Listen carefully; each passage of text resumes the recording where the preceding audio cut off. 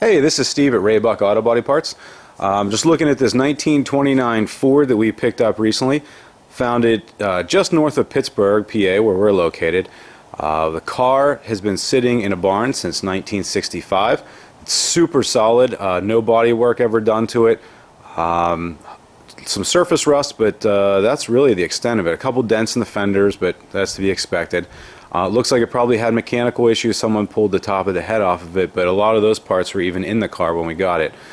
So we just thought we'd take a video of it, show everyone what these cars look like. Especially, like I said, I thought this one was pretty cool because it's just been sitting up there for a number of years. This one is a four-door. It's the body was built by Murray. There were two different manufacturers of the bodies that year. One was Murray and one was Briggs. I'll show you how to identify that. One of the ways is looking at the plate on the firewall. Unfortunately, someone had scraped a lot of the paint off the plate on this one, so we couldn't read it, but there's an easy way to determine which one this is. This is a three-window model, and I'll show you why they consider it a three-window. Seems unintuitive because it's a four-door, but I'll show you why they consider that three-window.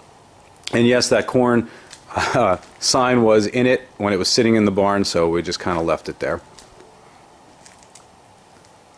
So we'll walk around, I'll show you some of the different pieces. One of the interesting ones that we found inside was a jack. I think it might be the original jack that came with the car. I'm not 100% sure, but it seems like everything that was in this car was original to the car, so it makes me believe that this one originally would have been with it.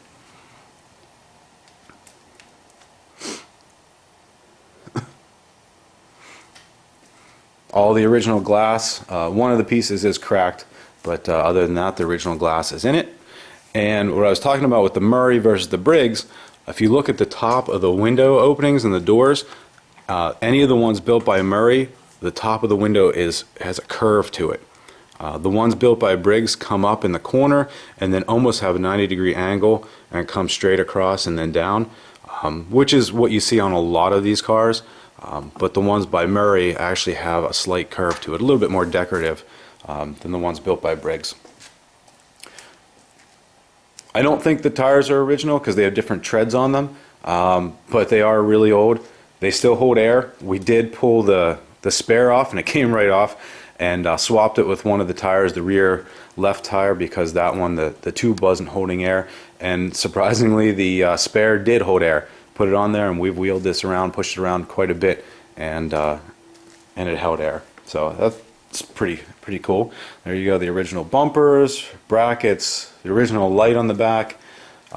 License plate is not original. I just happened to find one locally, and it's a 29 PA plate, so it matches the car, and it ends in 29, so I just thought it was cool and I bought it and stuck it on here. All the original wiring is still there, all the mechanicals. Everything. You can say there's a one cracked window. Oh, and the reason they consider this a three window is because of the rear windows on this side, behind the rear doors. You have one on either side, and then obviously the rear window. Some of these models didn't have these rear windows. It was just a solid metal piece, and then these cars had vinyl that went across the top, and on some of them the vinyl actually wrapped down and covered this area as well. Take a look in the engine compartment. So you can see what's in here. You can see the top of the head was taken off. Most of the other mechanicals are here though. You got the starter, the generator, hoses, belts, like I said, the electrical. There were a couple other pieces that were sitting in the car. The fan and a few other things were in there. So it's mostly there. It looks fairly clean, a little bit of rust, but doesn't look, the cylinder walls don't look too bad. I think we could probably salvage that and get this thing running again. Oh, and the original horn was there too. It just happened to be sitting inside. Normally this would have mounted right underneath the driver's side headlight. I think the bracket just got taken off for some reason, but the horn is still here. Now if you're going to be able to see the inspection sticker, we'll look at it from the inside. It does say 1965, which is pretty cool. Let's see if we can get this thing to focus on here. Oh, there we go. There you go, November 1965 to January 31st, 1966. here's the interior of one of the doors. Now this interior door panel is not on it, but it was in the car, so all the interior panels are here. Not that they're in good condition, but they are here, so it's cool just that we have all of that stuff. The original front seat, and the springs actually still are pretty strong. Let me open the back door so you can see the back seat. There's the back seat, armrests, a lot of the again, a lot of the other interior pieces. The dome light is still there in the back. This was controlled off of a switch that's on the pillar in between the passenger side front and rear doors. Can't really see the switch. I think it's covered over by that piece of material that fell down. Ton of wood in these cars, in the roof. A lot of the wood is still here. Again, not in the greatest shape, but at least it's here so you can see how things were pieced together and get an idea of how the whole car was put together. One of the original pull handles to get into the back seat, they're both still there and you can actually still pull on them. They're strong. Here's the interior door panel from the back door. And you can see that you got a handle here that would have controlled the window, and then your center handle here, if you pull it up and down, that's what controls the latch mechanism on the door. You can see it going in and out right there.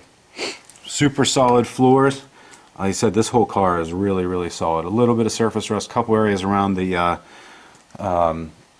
running board areas where there's a little bit of rot, but other than that, it's solid. Original dash that was not all beat up, torn apart, or cut out. One thing we didn't realize when we got this is that there's no accelerator pedal. You see there's two pedals. One is the clutch, one's the brake. The accelerator is actually this lever up here on the steering wheel. If you can see the mechanism that's there, it just slides up and down. And that's your throttle. On this side is your timing or spark advance. Same thing, goes up and down. I believe this was for the horn, this button here. We have your shifter, which still shifts just fine, your emergency brake lever, and then underneath, we'll see if we can get a picture or get a view of it, is your valve for the gas shut off, the turn on and shut off, because you had to like click your heels and spin around and say a little something to get these cars to run. So there's a whole like 10-step process to get it started, and I believe this is the choke cable. I'm not sure. And then there's the original instrument cluster. Let's see if we can get a zoom in on this here. You can see there's the original gauge or speedometer, 85,897 miles. You got an amp gauge. Got a light bulb in the middle. I forget what the top one is your fuel. If you can see, yep, says it's empty. And then the key's still in the ignition, so that's pretty cool. The wiper motor, the wiper arm, and the blade were in the car. Even the original wood floor in the front. It's pretty weathered, but still solid enough that I stood on it. Shut this up. And you can hear it shuts solid. All the hinges are still there. Everything's intact. Again, just a really, really neat piece that's been sitting for a long, long time on a family farm that's been there for quite some time. So that is our '29 Ford Fordor.